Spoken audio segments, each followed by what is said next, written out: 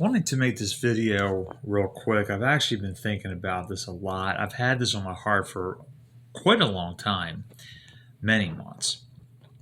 But I needed to actually really do my study on my own so I could effectively answer this. And I believe that I can now.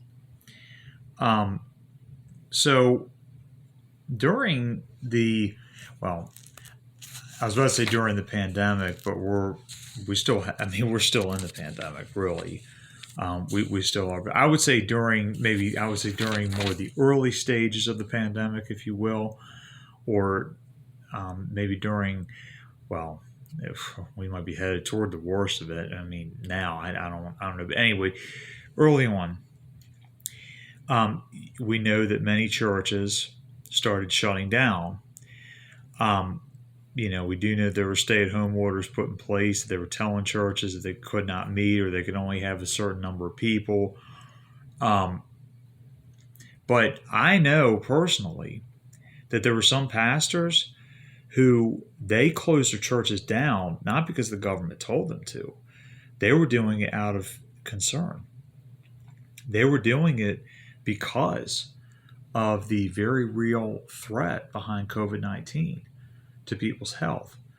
Now, I can't speak for my pastor that I had in Pennsylvania because I don't know when their stay-at-home order went into place in Pennsylvania. I do know this.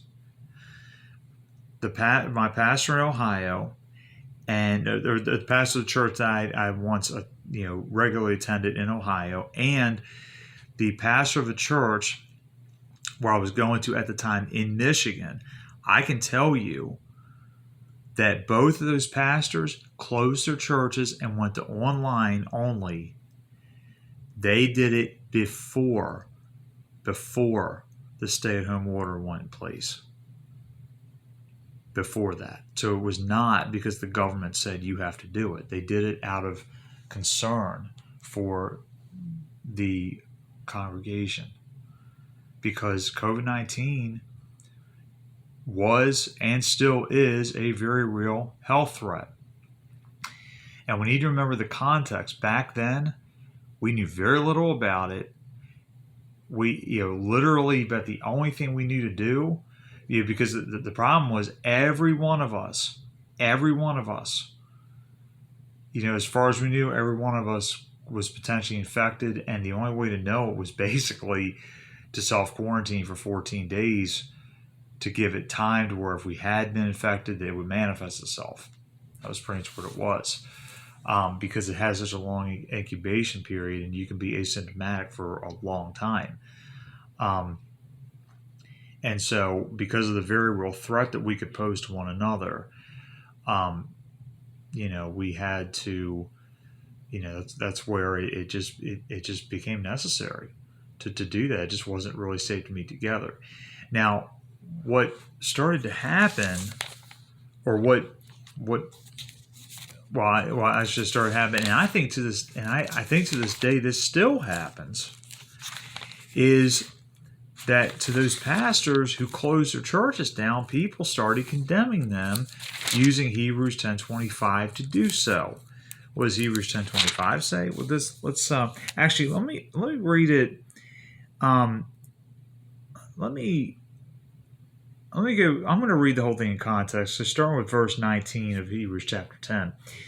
Therefore, brethren, having boldness to enter the holiest by the blood of Jesus, by a new and living way, which he consecrated for us through the veil, that is, his flesh, and having a high priest over the house of God, let us draw near with a true heart in full assurance of faith, having our hearts sprinkled from an evil conscience and our bodies washed with pure water. Let us hold fast the confession of our hope without wavering, for he who promised is faithful. And let us consider one another in order to stir up love and good works, not forsaking the assembling of ourselves together, as is the manner of some, but exhorting one another, and so much the more as you see the day approaching. That very last verse I just read, not forsaking the assembling of ourselves together as the manner of some, but exhorting one another, and so much, you see, okay.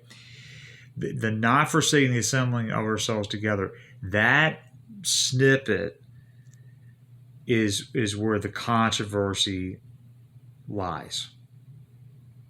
That little snippet I saw used to condemn many pastors who closed their churches down during the pandemic. Now, understand this. Now, I can't speak for all of them because, for all I know, there are still some churches out there that are shut down. There are some that may have shut down for good. But just about, every pastor I know personally, when they closed their churches down, it was never, ever, ever intended to be a permanent thing. There was clearly understanding that we're not closing our churches down because we want to. We're doing this because we don't feel that it's safe to meet together. But when it's safe, we will open back up because we need to be together. We need to see each other. We need that fellowship. We don't want to be apart. We need that because we're a family. And being on Zoom, and I mean, yeah, we see each other's face and hear each other's voices, but it's just not the same. It's not. I attest to it. It's just not the same. You do need to be in a place together. It's just, there is something about just being physically near each other that just cannot be captured by a Zoom call. And so, that was what pastors were doing. So, but those who did, but even those who were doing that, they were being condemned by this verse. People were using this verse to beat them over the head and say, "Oh, you can't do that. You can't close your churches down. You're forsaking the assembling together." And of course, I got frustrated with that because, what is it supposed to do? I mean, COVID-19 was not just hitting. It wasn't hitting all the godless heathens. No, it was hitting believers also and killing believers. It was hitting believer and unbeliever. It was killing believer and unbeliever. Clearly, God was not keeping his children from getting infected or dying from it. Okay, so clearly this was not it wasn't like some judgment on all the godless heathens and somehow, the believers got off the hook. No, this was hitting everybody. You weren't above, you weren't off the hook just because you were believing Jesus Christ. No. So it's just, I got pretty frustrated, but I never felt like when people were saying that, I just never felt like they were applying this verse correctly. I always thought that, to me, it's like, I don't see that as forsaking the assembly. Not if you plan to come back together. It's like, how are you forsaking? And especially given that we were trying to do something in place, that it wasn't that we just stopped having church entirely. We're going online. We were trying to see each other. We were trying to. We were doing what we could. So I decided to actually study this out, to look at to actually look at the Greek and to see what the original Greek says. And this is what I came up with. So in verse 25, now forsaking the assembling of ourselves together, the word that is translated forsake is, I think I'm pronouncing this right, it's enkalotipo. That's Greek word enkalotipo. And I believe from what I saw, it's used 9 times in the New Testament. Now, enkalotipo means, now it can actually be used, there's a positive and a negative sense. There's a positive sense that can be used, which is kind of to leave behind, like you're leaving something behind. We see that in Romans 9:29. We see a positive example of, or we see there's an example where we see that verse used in, or that word used in Romans 9:29, a more of a positive example. And I'm getting it for you right now so I can read it. Here's what it says. Romans 9:29. And as Isaiah said before, unless the Lord of Sabaoth had left us a seed, we would have become like Sodom, and we would have been made like Gomorrah. That had left us, that's encountable. But here we see that, and it's where it left us a seed, and clearly this is referring to Jesus. Now,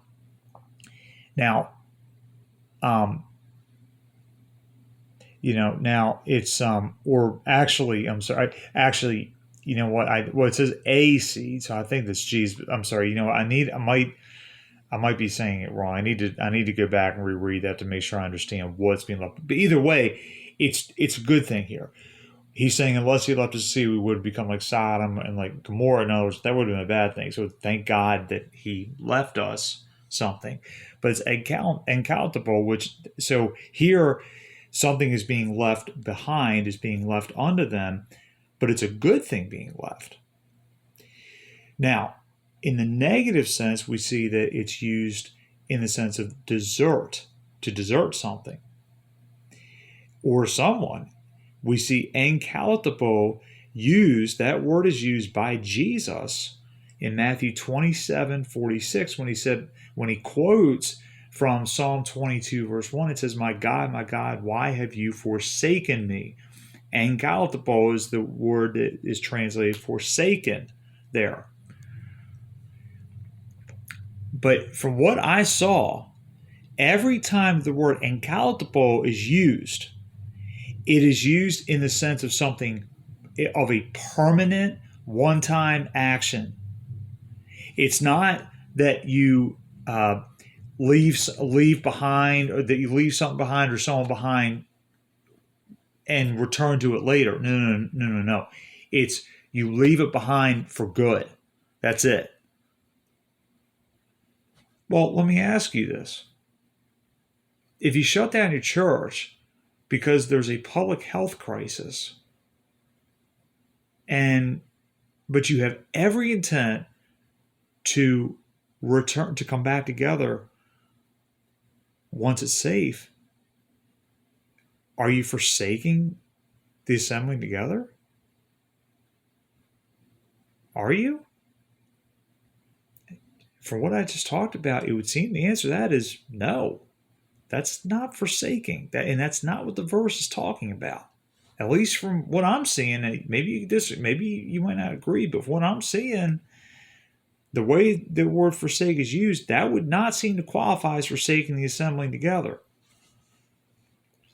And if you want to argue that that is forsaking the assembly, well, then I need to ask you some questions here, okay? Because I guarantee that at some point, well, and maybe this doesn't apply to your particular church, but I'm sure you know of churches that have had to do this. On September 10th, 2017, that was a Sunday, okay? What happened that day? Hurricane Irma hit southwest Florida. Actually, my uncle lives down near the Tampa area, so he was there. I can guarantee you there were churches that closed down that day because I'm sure people were getting out of town. They didn't want to be out in that, okay?